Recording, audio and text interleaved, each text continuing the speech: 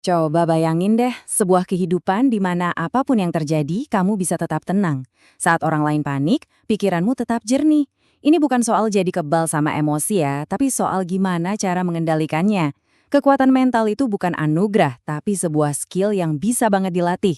Dan di sini kita akan mulai melatihnya sama-sama. Coba deh kita jujur-jujuran sebentar. Pernah nggak kamu ngerasa harimu ancur cuma gara-gara ada yang nyerobot antrian? Atau mood kamu langsung anjlok karena chat yang nggak kunjung dibales? Kalau iya, itu bukan salah kamu kok. Itu cuma pertanda kalau untuk sementara ini, emosi yang lagi pegang setir. Oke, sebelum kita mulai membangun sesuatu, kita harus tahu dulu fondasinya kayak apa. Yuk kita diagnosis dulu kondisi pikiran kita sekarang. Faktanya, kebanyakan dari kita itu nggak pernah diajarin cara mengelola emosi. Ibaratnya, kita dikasih mobil sport canggih, tapi tanpa pernah ikut les nyetir. Nah, ini nih kesalahpahaman paling umum. Menjadi kuat secara mental itu bukan berarti jadi robot tanpa perasaan. Justru kekuatan sejati itu adalah saat kita bisa merasakan gelombang sedih, marah, atau takut, tapi kita memilih untuk nggak tenggelam di dalamnya. Kuncinya ada di kata memilih itu. Coba lihat bedanya. Di satu sisi, ada pikiran yang reaktif, gampang banget tersinggung, cepat nyerah, dan kejebak dalam pikiran negatif. Di sisi lain, ada pikiran yang terlatih, tenang di tengah badai, rasional, dan tangguh. Nah, coba deh renungin, kamu lebih sering berada di tim yang mana? Jadi, gimana cara kita mulai melatihnya? Langkah pertama adalah paham kalau emosi itu bukan musuh. Emosi itu energi. Kayak ombak di laut, dia bisa menghancurkan, tapi bisa juga kita tunggangi buat berselancar. Kuncinya adalah belajar cara berselancar di atasnya, bukan malah ke bawah arus sampai tenggelam. Oke, ini penjelasan ilmiahnya ya. Jadi, di dalam otak kita itu ada yang namanya amigdala, semacam sistem alarm purba.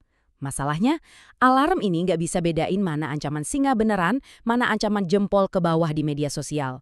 Makanya, komentar negatif dari orang asing di internet bisa terasa kayak serangan pribadi yang menyakitkan. Kabar baiknya, kita punya tombol reset manual buat alarm ini. Jadi, pas kamu ngerasa emosi mulai memuncak, coba lakukan ini. Berhenti sejenak. Tarik napas dalam hitungan keempat, tahan 4 hitungan, lalu hembuskan pelan-pelan 4 hitungan. Ini bukan sihir loh, ini cara kamu secara sadar ngasih sinyal ke otak dan tubuh, tenang, aku aman, aku yang pegang kendali. Nah, ini membawa kita ke inti ajaran stoikisme. Kita emang nggak selalu bisa memilih apa yang terjadi pada kita, tapi kita selalu bisa memilih gimana cara kita meresponsnya.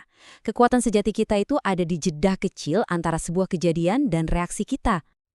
Kalau tadi kita udah belajar cara memadamkan api sesaat, sekarang waktunya kita membangun sesuatu yang lebih permanen.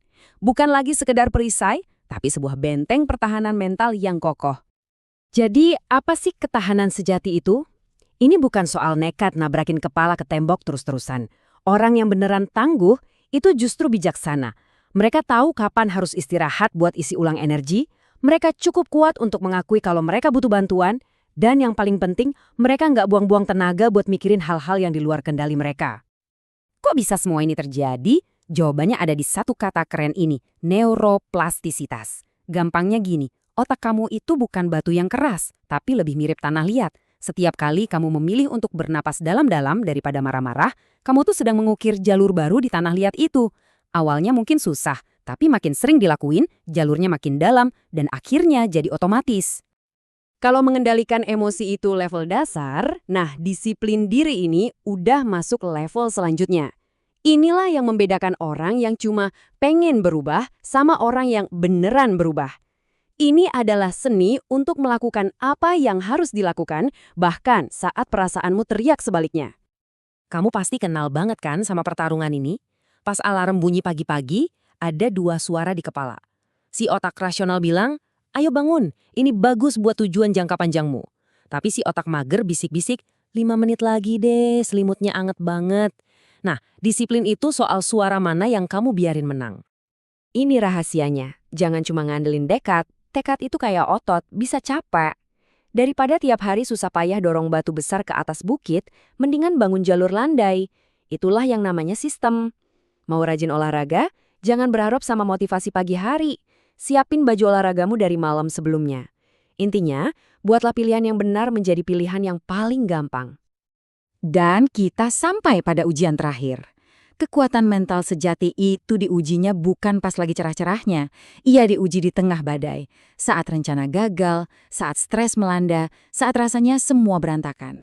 Satu kejadian yang sama bisa menghasilkan dua kesimpulan yang beda banget. Pikiran reaktif bakal bilang, aku gagal. Ini akhir dari segalanya. Ini jalan buntu. Tapi dengan satu perubahan kecil, dengan membingkai ulang, ceritanya jadi beda. Oke, cara ini nggak berhasil. Ini pelajaran yang mahal, tapi super berharga. Ini bukan akhir, ini justru awal dari pemahaman yang baru. Psikolog Viktor Frankl yang selamat dari kamp konsentrasi menemukan kebenaran ini di tempat paling gelap sekalipun. Manusia itu bisa menanggung penderitaan apapun, asalkan ia bisa menemukan makna di dalamnya. Jadi, membingkai ulang itu bukan soal menipu diri sendiri, tapi tentang menemukan makna di balik setiap perjuangan kita. Para filsuf Stoik bahkan membawa ide ini ke level tertinggi dengan konsep amor fati, yang artinya mencintai takdir. Ini lebih dari sekedar pasrah menerima apa yang terjadi. Ini justru menyambutnya. Memandang setiap rintangan, setiap kegagalan, bukan sebagai penghalang, tapi sebagai bahan bakar yang dirancang khusus untuk pertumbuhan dirimu. Nah, ini membawa kita pada kesimpulan akhir yang paling memberdayakan. Setelah semua ini, satu hal jadi jelas, kamu itu bukan cuma penumpang pasif di dalam pikiranmu sendiri. Kamu adalah arsitek utamanya. Bayangin pikiranmu itu kayak sepetak kebun yang subur. Kebun itu nggak peduli kamu tanam apa. Kalau kamu terus-terusan menabur benih keraguan dan ketakutan, ya itu yang akan tumbuh subur. Tapi kalau kamu secara sadar dan konsisten menanam benih keberanian, ketenangan, dan ketangguhan, seiring waktu, kamu akan memanen taman yang indah. Nggak ada yang bisa merangkum ini lebih balik dari Marcus Aurelius. Dia seorang kaisar Romawi yang punya kekuasaan paling besar di dunia, tapi dia sadar sumber kebahagiaan sejatinya ada di dalam. Katanya, kebahagiaan hidupmu bergantung pada kualitas pikiranmu. Bukan pada kekayaan, bukan pada status, tapi pada apa yang terjadi di antara kedua telingamu. Jadi, kita kembali lagi ke kamu. Kamu sudah memegang cetak biru dan semua peralatannya. Kamu adalah arsiteknya. Pertanyaan saya sederhana. Mulai hari ini, apa yang akan kamu bangun?